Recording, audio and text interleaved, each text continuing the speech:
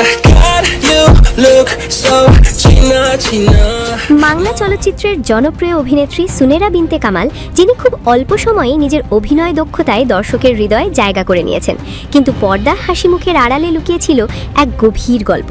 সম্প্রতি নিজের ফেসবুক হ্যান্ডেলে এক আবেগঘন পোস্ট করেন অভিনেত্রী সুনেরা বিনতে কামাল। সেখানে তিনি লেখেন, আজ যখন আমি আয়নায় নিজের দিকে তাকালাম, নিজের চোখে এমন কিছু একটা দেখলাম যা আমার ভালো লাগেনি, এমন কিছু যা আমি নিজের মধ্যে দেখতে চাই না। তাকে বিষণ্ণতা, অসহায়ত্ব বা শোক যাই বলুন না কেন, তার কথায় বোঝা যায় কখনো কখনো মানুষের জীবনে এমন এক অনুভূতি আসে যার নির্দিষ্ট কোনো কারণ থাকে না। সবকিছু ঠিকঠাক থাকলেও ভেতরে এক অদ্ভুত শূন্যতা কাজ করে। সুনেরা আরও বলেন, তিনি প্রতিদিন নিজের ওপর কাজ করেছেন আরও ভালোভাবে বেঁচে থাকার জন্য। একটা প্রাণবন্ত, আনন্দময় জীবন গড়ার জন্য তিনি অবিরাম চেষ্টা করে যাচ্ছেন। অভিনেত্রীর মতে তার জীবনের পথ চলাটা সহজ ছিল না। অনেক কঠিন সময়, অনেক একাকিত্ব আর নিজের সাথে লড়াই, এসব পার করেই আজকের অবস্থানে পৌঁছেছেন তিনি।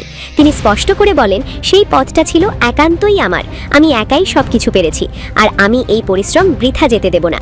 এই কথাগুলো শুধু একজন অভিনেত্রীর গল্প নয়, বরং যে কোনো মানুষের জীবনের সংগ্রামের প্রতিফলন। পোস্টের শেষ দিকে নিজের প্রতি এক দৃঢ় অঙ্গীকার করেন সুনেরা। তিনি বলেন, আমি ঠিক করেছি, আমি হাসবো এবং খুশি থাকব। এই হাসিটাই আমার সাথে মানায়। আমি সুখ এবং উন্নত জীবন পছন্দ করি।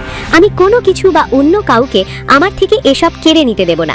এটা যেন নিজের কাছে নিজের দেওয়া এক প্রতিশ্রুতি। সুনেরার এই খোলামেলা স্বীকারোক্তি দেখে তার ভক্তরা তাকে সমর্থন জানিয়েছেন। অনেকেই বলেছেন, এই সাহসী কথাগুলো অনেক মানুষের জন্য অনুপ্রেরণা হতে পারে, কারণ বাস্তব জীবনে আমরা অনেকেই এমন অনুভূতির মধ্যে দিয়ে যাই, কিন্তু খুব কম মানুষই তা প্রকাশ করার সাহস পায়।